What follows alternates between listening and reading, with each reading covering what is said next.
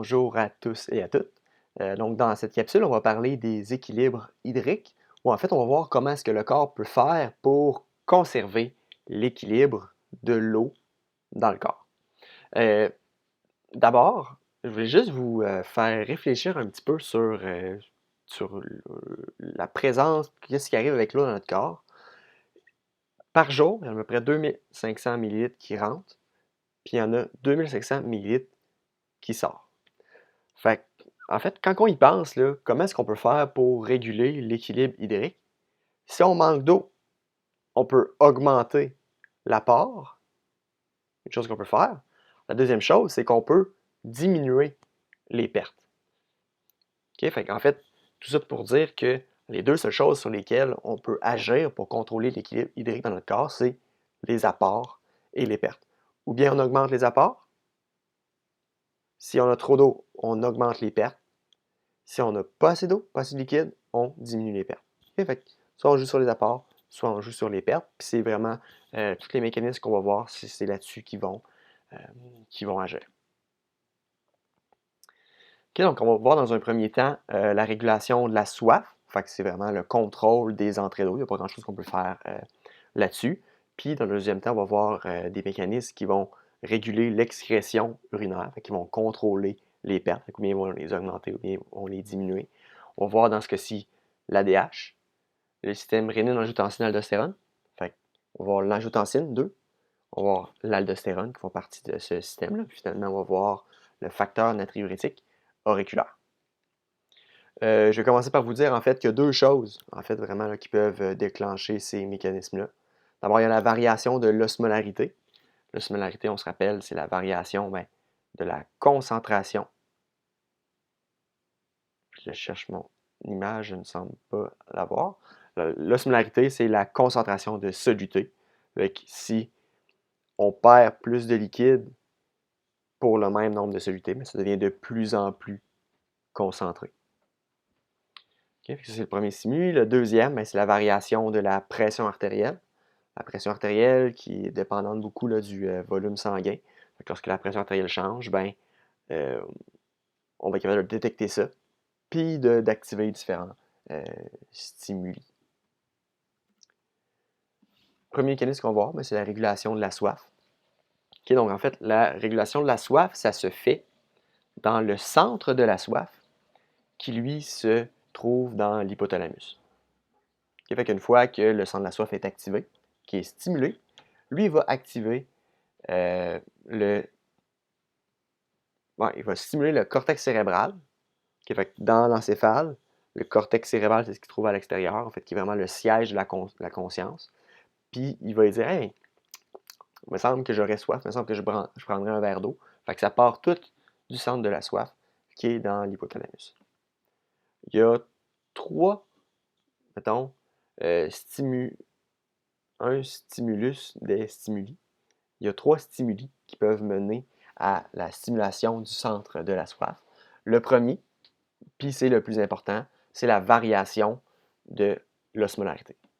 Variation de concentration, fait que si on perd plus de liquide que d'ions de soluté, l'osmolarité change, puis si elle augmente, directement ça va être détecté dans l'hypothalamus. Il va y avoir des récepteurs à osmolarité, des osmorécepteurs, on détecte ça, ils vont activer le centre de la soif. Une autre chose, en fait, la variation de l'osmolarité, ça va aussi influencer la salivation. Fait que si on diminue la salivation, on va avoir la bouche sèche, puis ça va stimuler également le centre de la soif. Okay? Fait que la sécheresse de la bouche active le centre de la soif également. Puis finalement, dans une moindre mesure, la variation du volume plasmatique. Ça prend une très grosse variation du volume plasmatique pour activer le centre de la soif. Ce ne sera pas le premier, disons, stimulus qui va être détecté, ça va vraiment être la variation de l'osmolarité. Dans ce cas-ci, ça va affecter la pression artérielle, puis ça va activer le centre de la soif. On dit que ça via l'angiotensine, mais directement, ça peut aussi l'activer le centre de la soif. On voit qu'en fait, que l'ADH active le centre de la soif, l'angiotensine 2 active également le centre de la soif, en plus de la variation du du volume plasmatique, la sécheresse de la bouche et la variation de l'osmolarité. À l'inverse, il y a différents facteurs qui peuvent inhiber le centre de la soif. Fait que quand on a la bouche, humide, quand on salive, en fait, ce que les artistes de la scène vont souvent faire, en fait, surtout les chanteurs, là, quand ils vont avoir la bouche sèche, c'est qu'ils vont se mordre la langue. Puis ça va créer plus de salive, fait que ça va réduire la sécheresse de la bouche. Probablement que si ça ne vous tente pas de boire de l'eau pour une raison ou pour une autre, vous pourriez vous mordre la langue. Puis ça inhiberait le centre de la soif. C'est mon hypothèse. La distension de l'estomac, fait que si on prend beaucoup d'eau, oui, notre bouche va devenir humide, mais notre estomac aussi gonflé. Fait que ça va inhiber le centre de la soif. Si l'osmolarité diminue, fait que si notre sang devient plus dilué, ça va inhiber le centre de la soif. Puis finalement, si on a une pression artérielle, un volume sanguin qui est adéquat, on n'a pas besoin d'activer le centre de la soif non plus. OK, fait que ça, c'est premier, régulation de la soif. Maintenant, puis c'est vraiment le facteur le plus important, c'est la régulation de la sortie d'eau de notre corps. Régulation des pertes. Pour ça, on va avoir 4 critères, pas 4 critères, c'est 4 facteurs, 4 hormones qui vont influencer la régulation des équilibres. Puis ça, c'est des choses qu'on a déjà vues, on va passer assez rapidement, juste faire un petit refresh là, pour vraiment faire le lien entre le système cardiovasculaire qu'on a vu et le système urinaire. D'accord? Donc le premier, l'angiotensine. C'est quoi l'effet de l'angiotensine sur le rein? D'abord, ça va diminuer la filtration. Okay? Fait que si on diminue la filtration, puis ici, comment il va le faire? C'est en contractant. Ici, il va y avoir des petites cellules musculaires qui vont contracter le glomérule, ils vont le rapetisser. La filtration va diminuer. Si tu filtres moins, tu as moins de liquide qui se retrouve dans tes tubules rénaux. À la fin, tu as moins d'urine à créer. Okay. L'angiotensine 2. Diminue la filtration, diminue la diurèse. Okay, parce que ça ici, ce sont des hormones. En fait, du moins, les 3 premières, là, ce sont des hormones qu'on appelle hypertenseurs, qu'on veut augmenter la pression. Fait que si la pression est trop faible, l'angiotensine 2 va être sécrétée. Puis un de ses effets va être de diminuer la filtration. Diminuer la diurèse, il y a moins de liquide de perdu. Deuxième, son effet sur l'hypothalamus, le centre de la soif, ça va augmenter, en fait, ça va stimuler le centre de la soif, ça va augmenter l'apport hydrique, un rôle assez court. Il va aussi avoir un effet glandulaire, fait que ça va augmenter la sécrétion d'ADH. Ça va également augmenter la sécrétion d'aldostérone. Ça, c'est des hormones qu'on va voir tout de suite après. Pour faire une histoire courte, là, pour un petit résumé de comment l'angiotensine 2 est créée, on a l'angiotensinogène, qui est une hormone inactive qui se promène en tout temps dans la circulation sanguine. Lorsque le rein détecte une variation de la pression, il va sécréter la rénine qui va transformer notre angiotensinogène en angiotensine 1. Toutefois, c'est une molécule qui est inactive. On va devoir l'activer vraiment pour qu'il puisse faire ses effets. Puis, en fait, c'est l'enzyme de conversion de l'angiotensine qui va le faire. Il va transformer l'angiotensine 1 en angiotensine 2, puis c'est là qu'il va pouvoir faire ses effets. C'est son effet glandulaire qui est de mener à la sécrétion d'aldostérone et d'ADH. Finalement, on sait que puis ça, c'est pas comme un effet sur les équilibres hydriques, c'est un effet sur la pression. On va juste le remarquer, là, ça fait un petit refresh. On pourrait mettre ça dans les effets autres, dans notre cahier de notes. En fait, ça va avoir un effet sur les vaisseaux. Puis là, si on dit que l'angiotensine 2, c'est une hormone hypertenseur qui mène à l'augmentation de la pression, est-ce que vous pensez qu'on va diminuer ou qu'on va augmenter le diamètre de nos vaisseaux sanguins? Si vous avez répondu, on va le diminuer. C'est la bonne réponse. L'angiotensine 2 va faire une vasoconstriction de nos vaisseaux. Ça va faire augmenter la pression. Fait qu'on augmente la résistance, puis on augmente la pression. OK. L'ADH, elle a trois effets, l'ADH. Le premier, puis c'est le plus important, c'est ça augmente en fait la réabsorption de l'eau. Pour faire une histoire courte, comment est-ce que ça le fait? C'est que l'ADH va augmenter la formation d'aquaporines. Les aquaporines, ce sont des canaux qui sont spécifiques pour l'eau. Puis, en fait, c'est comme si on ajoutait des ponts pour traverser la rivière. Oui, on est capable de traverser à la nage la rivière, mais si on ajoute des ponts, c'est beaucoup plus rapide. Donc, euh, c'est vrai que l'eau est capable de traverser la membrane plasmique de ces cellules-là des tubules rénaux. Par contre, si on leur ajoute des aquaporines, ils sont réabsorbés beaucoup plus rapidement, ces molécules d'eau-là. D'accord? Donc, c'est à ça que ça sert, la DH, c'est à ça que ça sert les aquaporines, c'est pour augmenter la réabsorption de l'eau.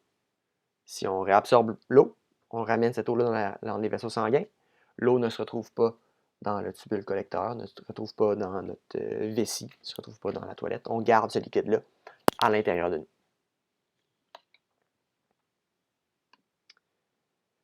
Deuxième effet, tout comme l'angiotensine 2, ça a un effet sur les vaisseaux, ça a un effet vasoconstricteur.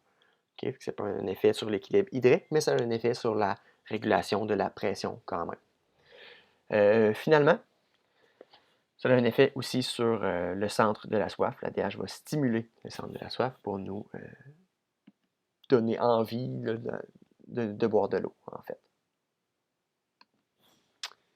OK, finalement, dernière hormone hypertenseur, c'est l'aldostérone. Ici, l'aldostérone, son rôle, c'est d'augmenter la réabsorption de sel. Puis si on réabsorbe le sel, on va réabsorber l'eau par osmose. Okay? Puis le truc ici, c'est le truc du McKinley, pour se rappeler que bon, ben, l'aldostérone augmente le sel, c'est Aldo aime le sel. C'est pas le meilleur truc au monde, mais Aldo aime le sel, fait que ça augmente la réabsorption de l'eau. Ça augmente la réabsorption du sodium et donc de l'eau par la suite. Ce que ça fait, en résumé, parce qu'on en a déjà parlé, ça augmente la formation de pompes NAK ATPase. Na+, K+, ATPase. Fait que ça, c'est une pompe. Fait que c'est une pompe qui nécessite de l'ATP pour fonctionner. Puis on se rappelle que cette pompe-là va faire sortir 3 sodiums. Fait qu'il y a 3 sodiums qui vont sortir, comme c'est ici. Puis là, comme si c'est pas illustré ici, mais il y a 3 potassiums qui vont entrer à l'intérieur de la cellule. Ici, ce sodium-là va entrer dans les vaisseaux en suivant son gradient. Puis ici, ben, si on enlève du sodium, ben, lui va suivre selon son gradient. Si on le pompe, il va sortir. Puis pendant que le sodium se déplace, ben, il y a l'eau qui va le suivre, okay? Parce que à chaque fois qu'il se déplace dans un compartiment, ça devient hypertonique. Puis l'eau va suivre le sodium. Parce que si c'est hypertonique, ben, par le principe d'osmose, il a tendance à suivre ces molécules de sodium-là. Puis ici, dans les capillaires, ben, ça se déplace tout le temps. Donc, ça ne devient jamais comme trop concentré jusqu'à saturation. Fait que, le sodium va toujours se déplacer. Fait qu'il va toujours avoir des nouveaux sodiums qui vont pouvoir arriver, qui vont être pompés. L'eau va toujours pouvoir suivre par osmose, et ainsi de suite.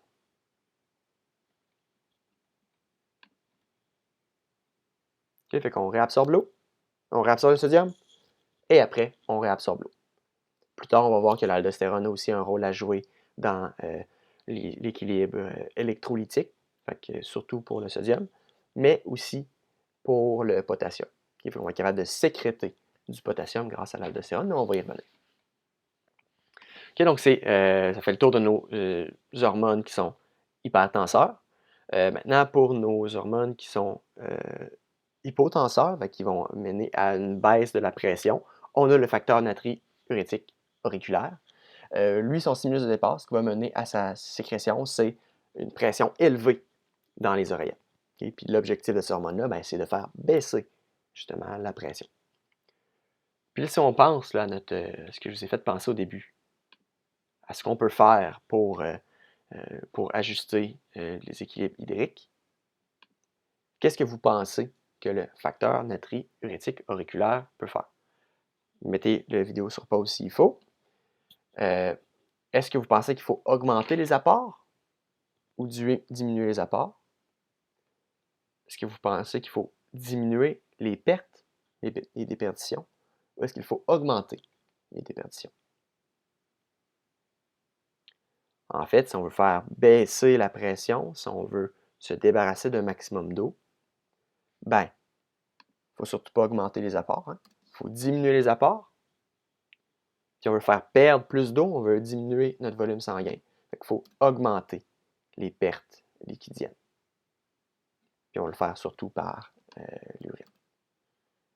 La première chose qu'on va faire, c'est s'assurer de ne pas sécréter des hormones hypertenseurs. Fait qu'on va inhiber la rénine qui active l'angiotensine 2, qui a un rôle super important à jouer dans la sécrétion de la DH, dans la sécrétion de l'aldostérone, dans la vasoconstriction et dans l'activation du centre de la soif. Fait qu'on va inhiber la rénine, puis ça va tout en cascade inhiber ce qui vient par la suite. On va augmenter la diurèse, on va le faire de deux manières. En augmentant le débit de filtration glomérulaire, ce qui fait qu'on va augmenter la filtration. S'il y a plus de liquide de filtré, à la fin, il va plus avoir d'urine de créer. Puis en plus, on diminue la réabsorption de sodium. Okay, fait qu'on enlève ces pompes-là. Donc, ce que ça fait, c'est qu'il y a moins de sodium de réabsorber. Puis l'eau ne peut pas suivre par osmose parce que le sodium, plutôt que d'être là, il demeure dans les tubules collecteurs.